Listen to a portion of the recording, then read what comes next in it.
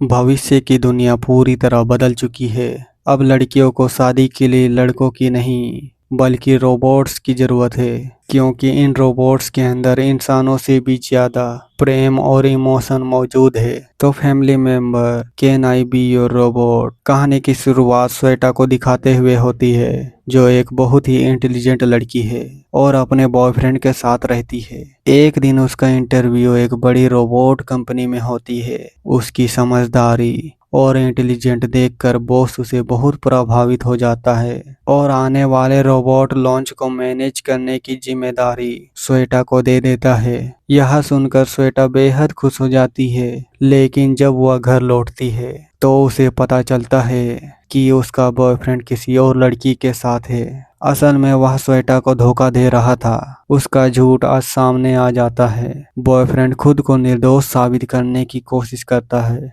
लेकिन श्वेता सच्चाई समझ चुकी होती है।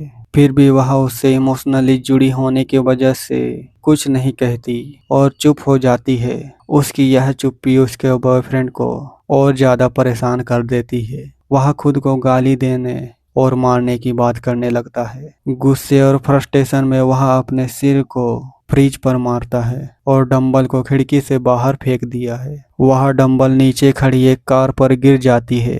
दोनों को नीचे बुलाया जाता है और नुकसान भरपाई की बात होती है, लेकिन श्वेता का बॉयफ्रेंड साफ कह देता है यह फ्लैट श्वेता का है और पैसे वही भरेगी। इतना कहकर वह वहां से चला जाता है। इसी के साथ दोनों का रिश्ता पूरी तरह खत्म हो जाता है। अगले दिन श्वेता अपने नए जॉब के पहले दिन ऑफिस जाती है। वहां उसका कॉलिंग उसे पूरी सिस्टम समझाता है और एआई नाम के नए बॉक्स दिखाता है, जिसके अंदर बिल्कुल इंसानों जैसे दिखने वाले रोबोट होते हैं। उसे बताया जाता है कि रोबोट को सिस्टम से कनेक्ट कर एक्टिव करना होगा। फिर उसका मॉडल नंबर पूछकर कान के पीछे स्कैन करना है और आखिर में उसे रूम नंबर 21 में भेजना है। कॉलिंग के जाने के बाद श्वेता पहला बॉक्स खोलती है।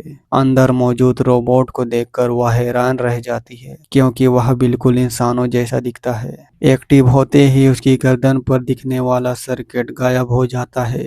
रोबोट कुछ पल के लिए कंफ्यूज हो जाता है, लेकिन वह खुद ही आगे की पूरी प्रोसेसिंग श्वेता को बता देता है। इसके बाद श्वेता एक एक करके नए बॉक्स खोलती है, जिसमें अलग अलग प्रोफेशनल और पर्सनालिटी वाले रोबोट्स होते हैं। कोई दोस्त है, कोई कुक है, कोई जिम ट्रेनर है, तो कोई डॉक्टर। लेकिन जब वह एक खास बॉक्स खोलती है तो सामने आया रोबोट्स अपना मॉडल नंबर बताने से मना कर देता है। वह कहता है कि उसने एक बहुत ही प्यारा सपना देखा है और वह डरा हुआ है। श्वेता समझ जाती है कि उसके सिस्टम में कुछ गड़बड़ है।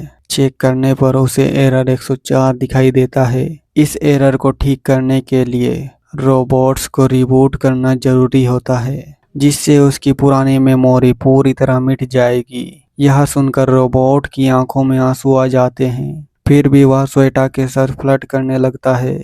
यहीं से कहानी इंसानों और रोबोट्स के बीच भावनाओं की जटिल लड़ाई की ओर बढ़ने लगती है।